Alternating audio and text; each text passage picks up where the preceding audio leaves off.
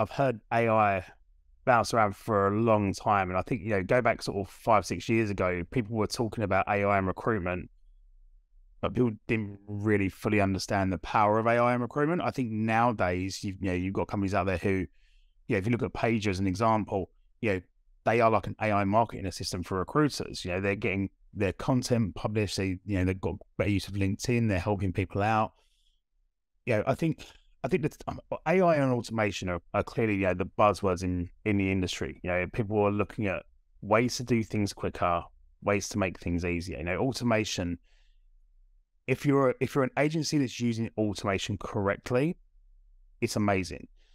If you're an agency that's using automation but don't really know what to do with it, it's a massive detriment to you right now, because you're spending more time trying to figure out the automation than you are actually using the automation itself. I've heard things, like RPA, robotic process automation.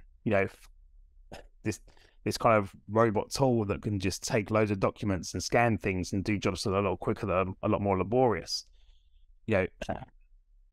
It's all out there. It's interesting to see how people are making use of it. And I think that's kind of where, yes, AI is a big thing. People talk about this, the chat GPT. I think every time I go on LinkedIn, there's at least one person talking about it. And it's interesting to see how it's going to work in recruitment. And, AI is definitely here to stay. Automation is here to stay. It's just going to be interesting to see what else comes out in the future on how people are going to use them technologies, whether that is just, staying in touch with your talent. Especially in a candidate-driven market like we're in now, it's so important to make sure that you're constantly in touch with your candidates to find out, what they're doing, where they're working. Things like lead generation.